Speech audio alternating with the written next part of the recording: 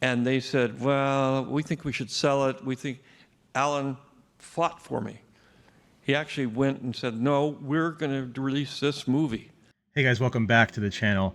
I know it's been a while. I haven't really had the same amount of time to dedicate to the YouTube reaction videos, and I've went through some, I guess you could say, jarring changes in my personal life. And, you know, it's just been a little bit hard to focus on YouTube and making videos. I think you guys deserve nothing but 100% from me, and I think my content creation deserves nothing less than 100%. So, you know, we're gonna get the ball rolling again, and today we're gonna be reacting to a new George Lucas interview that just dropped recently. It's about 20 minutes long, and it'll be interesting to see what we find in there. So I'm glad to be back. I'm gonna do my best to focus up and create cool new content for you guys. So love you guys a lot, and let's get into this video. So today the video is titled George Lucas reveals why Yoda talks backwards at Empire Strikes Back anniversary screening. Published 2 days ago, 100,000 views from Turner Classic Movies. So definitely check out that YouTube channel if you want to watch direct or watch more. But let's dig into it and let's see what we have here today. Oops. George, thank you for being here. He looks great. I think he's in his 80s. To us that you took the time to come. It's great to be here. There's a whole bunch of these little events going on. Just It's funny because he doesn't have his New Balance and his plaid shirt. So interesting to see him in a suit. almost like what happens around the Academy Awards, where everybody's in town, so they just have a lot of... You didn't have to come. I know you're here also for... No, I'm here because... Are you going to Francis Ford Coppola's event? Do you know him? Have you met him? Huh? So I want to tell you that your friendship with Francis Ford Coppola has always delighted me. You guys have had each other's back for, I think, 32 and 57 years. Yep, 57 years. So Francis... Oh, and I also got an Invisalign, so if you hear a slight lisp, or if the S's aren't coming out super crisp, it's because of the Invisalign. It kind of messes up certain speech functions, which is another reason why I've taken a little bit of a break, because I've been adjusting to enunciating with the retainers on and wearing them all day. Down here, when you're trying to sell movies, because it took me years to get the other two done. And I said, well, you know, I got this fantasy movie. It's a, you know, sort of a soap opera, space opera. You know, we have dogs flying spaceships and things like that. I don't care what it is. I want you to make a movie for me. Now, that in itself is something that I'd never experienced, because I had to fight for years to just get a deal to write a script. And then I was writing the script, and then I realized, and they finally approved it. I got the movie, and I got artwork, and by showing the artwork, I'm not a great writer. I write like a blueprint. It's not got a lot of detail in it. And as it turned out, when I got the script done, there was, you know, 180 pages. And so I cut it into 3 parts. And I said, well, I'll focus on the first one, because we're never going to have enough money to make Right, the whole thing. You can't do the whole thing. But if I split it up, by God, I am going to make all 3 of them, no matter what. And, you know, because So that was the thing on Star Wars. The studio didn't really like it. They didn't really want to release it. They wanted to, you know, the board of directors said, no, let's sell it, you know, like we did to Titanic. You'd think they would have figured out that that was a bad idea. The Fox board was after Star Wars is underway or finished. Yeah, so the original Star Wars script, the 3 movies were actually in one. There's supposed to be one big movie, and it was too big for George, so he decided, let's just do a trilogy. And the whole idea behind the episode 4, starting at episode 4, were, I guess, the concept of serials. A lot of TV shows in the 60s and 70s were like Saturday morning serials, and they would go on and on forever. Sometimes they'd start in the middle, they'd wrap in the beginning. The 60s is a very interesting time for TV shows, and you can check out shows like The Old Lost in Space, Land of the Giants, 20,000 Leagues Under the Sea, all these crazy old shows I grew up watching with my dad, actually, and you can kind of see the influence, subtle influences, in how George Lucas approached, you know, Flash Gordon, obviously, and how George Lucas approached Star Wars. they still wanted to get rid of it, and except once again. So I brought them in when we had the final mix and showed it. And they said, oh, this isn't any good. We're not going to do this. But Al Ladd fought for it. That's the really real miracle is. Not that he said, which is extremely unusual, I like you, I think you're talented, I want to make a movie with you. I don't care what it is.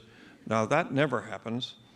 Secondly, even more importantly, when it came down to the end, and we showed it to them, and they said, well, we think we should sell it. We think Alan fought for me. He actually went and said, no, we're going to release this movie, which, he was, the head of...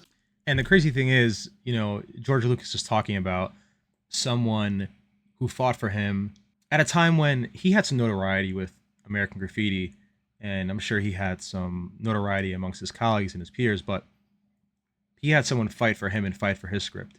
And, not to harp on what could have been with Disney Star Wars, but I just wish that, after all the success George Lucas had with Star Wars, that the board of Disney or Lucasfilm or whoever would have trusted him enough to say, let's give your original treatment for a new sequel trilogy a go, instead of just, throwing it away. Studio, but he wasn't the chairman of the board. Yeah, so he stood up to the board. He stood up to the people who could fire him. He stood up to those guys and said, this is what we're going to do. And, the movie came out and went crazy. And so for you, you didn't feel this enormous pressure to come up with a story because you already had the 3 stories. I had the 3 stories, so that wasn't the problem. The problem was, in the making the deal, they said, oh my God, he's really famous now because he did American Graffiti. That's the most profitable film ever. Oh, he's gonna ask for $1 million. And I said, nope, I'm not gonna do that. Here, I did the deal memo, I signed it, I'll do it for $50,000 for write and direct and produce. But the other films never got any advertising. They just dumped them. And I said, but I do want the sequels because I've already got them, and the standard practice in the film is it's called indentured servitude. In order for you to get your film off the ground, they say, well, you have to sign for 2 or 3 other movies. Right. And I didn't want that to happen. True. Because it did happen on American Graffiti. And, I said, I'm not going to do that. I said, I want the rights to the things because I'm going to make those movies no matter what happens to this movie.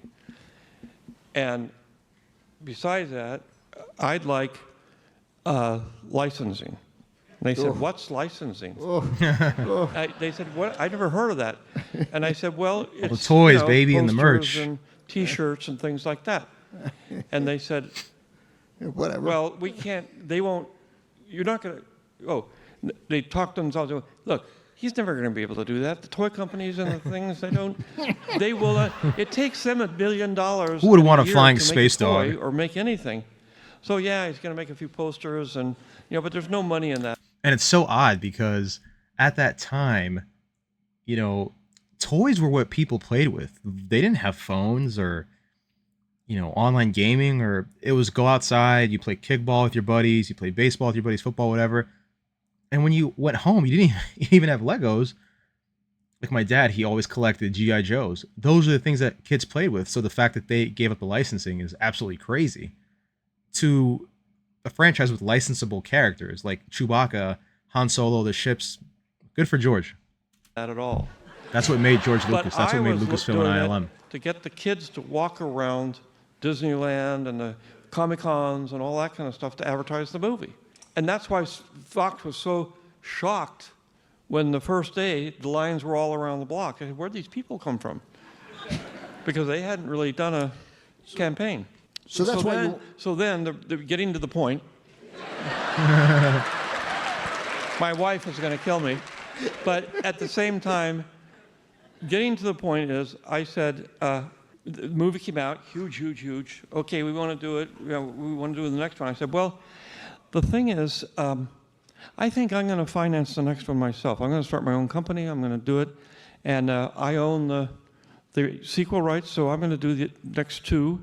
And, well, Laddie had said before when we were doing it, I said, Laddie, it had just been released, but it hasn't been a hit. You know, hadn't gone up at the Right, top. it But I wasn't said, a giant hit that it became. I said, I'm going to do it myself. I said, I'm going to go to the bank. I'm going to get the money. I'm going to do it. So what I worried about not was the story, because I didn't think the movie was going to make any money. You know, I had no idea it was, you know, even my friends saw it and said, oh, George, you know, what'd you do a children's film for God's sakes? I said, because I have, you know, I think it's an important film for 12-year-olds. And this interview comes on the cusp of Andor, that just had this huge, you know, sexual assault scene between Imperial and a rebel. It just seems a little out of place. Not getting off track, but it seems out of place in Star Wars, you know? Doesn't mean you can't have a dark tone, but there's just certain places you don't go when the original films are marketed for the purposes of telling a story of good, evil, on a, you know, a larger scale. And that's intended for, you know, it's intended to teach a lesson to younger people and entertainment for adults and teaching lessons to adults as well. But, you know, there's fine lines here. And because I think they're at that point in life when their brain is confused and they need to know what is important in life.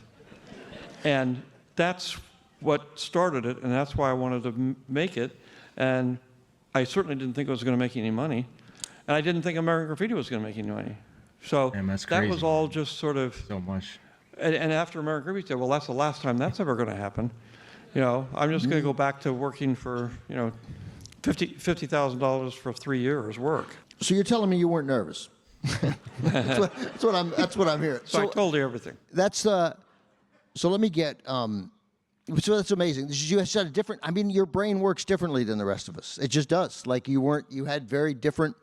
I don't think anybody else would have experienced what you did with Star Wars and then Empire Strikes Back, except you. Like you. Well, but let me ask you this, because I got to get one straight, full-on Empire question, or I'm going to lose my job.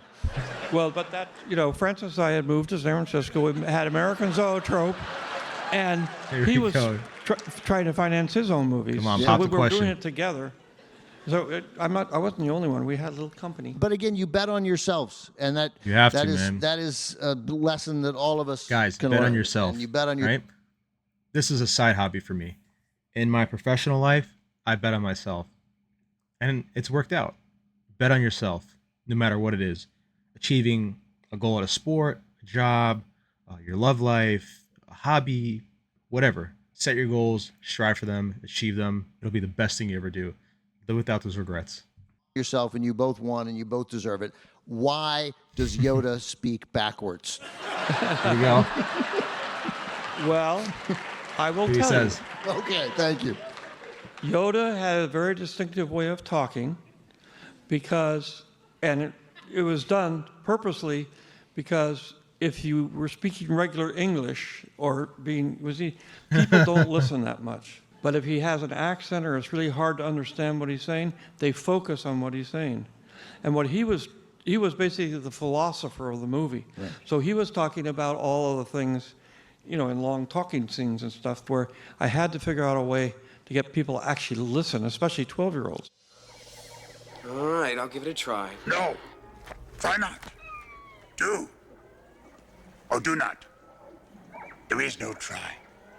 So you were worried that if he just said it regularly, it would be boring and kids wouldn't listen. That's right. Yeah, I mean, that's a crazy So point. I like, never I'll knew just that. I never knew that the reason Yoda spoke backwards was because of this. So, interesting to know. You know, we have all these crazy theories and these conversations about Star Wars and George Lucas and what he intended. I don't know how many people have noticed this. I'm sure some have, maybe even many. But when you look for the intricacies of George Lucas and Star Wars, it actually comes down to just simplicity. Good versus evil. Like these overarching large themes. Good versus evil. Temptation, deceit, selfishness, selflessness. You know, doing the right thing versus doing the wrong thing. All these large overarching themes that we can incorporate in our own lives, and we can see in Star Wars and other mediums of film, right? And that's the recipe that made Star Wars pretty great. You know, it's these overarching themes, right? And they're decorated in laser swords and space battles. And it is fun to get into the lore. I love reading the lore. That's way beyond those themes, but it's just pretty cool how these amazing franchises and how Star Wars was born out of a need, a necessity, just telling that story about this arc. So, and these themes. So pretty cool. And then obviously it comes down to Which some words around. that boils down to it's like kind of like a triangle, I guess, or a triangle going up, right? It's a triangle going up. So you have your base theme, good versus evil, whatever, and then when you get to the top, it boils down to, well, this character talks this way because I need him to pay attention. It's just simplicity, and there's a lot of beauty in that.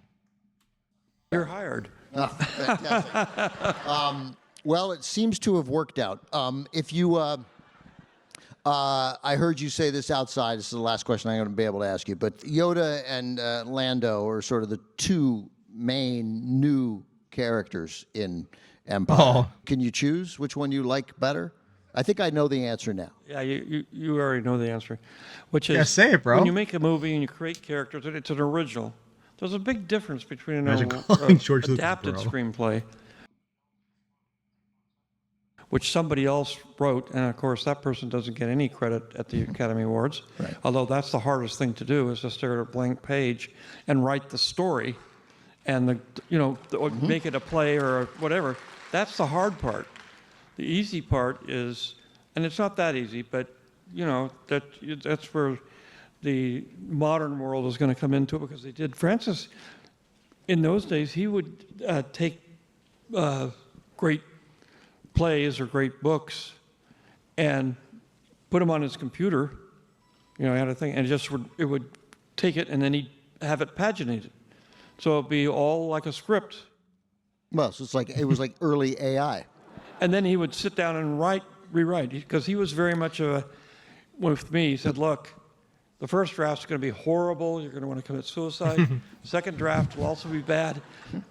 But the secret to doing a good script is to rewrite.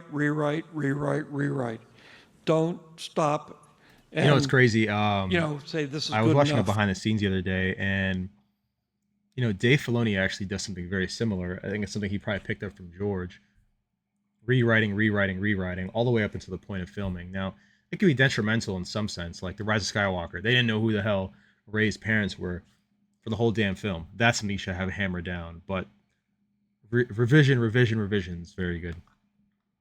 And it's something we could all incorporate. It's not even like you just want to do better, and not even do better. You just want to do your best. Because there's nothing that is good enough. So I thought you were going to say that you can't choose between, like picking between your No, kids. it's like your kids. Yeah, I know. If you got 12 kids, which one do you like the most? Okay, but here's the deal. Let me put it to you this way. I have 3 dogs, and I can rank them. Been ranking your kids. And it's not even close for who's third. I'll leave it then at this. So you created, just a job or two, you created these incredible characters. You kept creating them. It's created this entire universe that continues to thrill people, young, old and young today. And we're incredibly fortunate that you could share a little time with us today. I can't thank you enough for being here, George. George Lucas, everybody. It's really nice to see him make these appearances still. I hate to sound like that guy, but George Lucas is not. He's not getting any younger, and he could live till he's 110, right? But I think he's in his 80s. Don't want to do any weird foreshadowing about someone's life, but we have to appreciate these interviews, because you don't know how much longer he's going to want to make those public appearances. So, and I feel like every time he does come out and talk, he does talk, the question's always, how did you start? How did you find out Star Wars, blah, blah. But he always drops a little nugget of knowledge. I'm pretty sure he's mentioned the Yoda talking backwards thing before, but I actually hadn't heard that one before. And if you guys are actually interested in learning more about the behind the scenes, you can check out the Star Wars Archives by Paul Duncan. He has an iteration for the prequels and the sequels. They're about 600 pages each. They're beautiful, large books. And I'll drop a link in the description to one of the videos so you can see the book. some of the content it has itself. But you know, it's just I think the takeaway from this video was the simplicity of Star Wars. You know, the themes are large, but sometimes when dealing with large scale things, you're not getting into the minutia. You're not getting to the super duper specifics. You're focusing on the large themes and telling a story about them. And I think that's what Star Wars is. And I hope that Star Wars can kind of come back to that. You know, I think right now there's this thing going on where Disney is trying to target a whole bunch of different audiences, right? You have the animated shows, which are always the case. You know, Star Wars was always meant to target kids, right? That's how you reserve an audience for the future. You're literally placing like a reservation, quite literally, or pre-order on the generation 20 years from now, right? So keep focusing on that. And I think Star Wars needs to shift over to like the themes of like Ahsoka and what Filoni's doing, kind of, and what Jon Favreau is doing. Stories of good and evil and missions and friendship. You know, when you have Andor is trying to cast a net to, they're targeting, you know, like the HBO super duper drama oriented people audience. I can't even say HBO because Andor doesn't really feel like Game of Thrones to me. Like it doesn't have that punch and that action sometimes. It's a very political show, I would say. So they're casting a wide net at a very specific niche audience, and they're reeling that audience in. That audience isn't a Star Wars audience normally. So, you know, I just kind of hope they get back to, you know, casting a wide net, something for everyone. You know, at the time that I made this video, Andor is 3 episodes in. I thought they were pretty good. I just didn't like the sexual assault scene. I thought that was not tasteless, but I think it's sensitive and it's not a necessary story to tell because there are a lot of people out there who don't want to talk about it, being that they experienced it, and it might be a lot more people than you think. It might be the person sitting next to you. So, other than that, you know, that was today's video. Again, I'm sorry for the delay. Just, you know, my personal life has been tumultuous. I haven't been able to focus as much as I want to. And I don't know when I'm going to put this video out. It's April 29th now, so hopefully maybe this will be the May 4th video. And I do have a 30-minute long Ezra theory video coming too. Ezra Bridger theory video. That's going to be laced in with Kanan and a few other big characters that we talk about on the channel. So don't forget to like, comment, subscribe. And until next time, may the Force be with you, always. I'll catch you later, guys.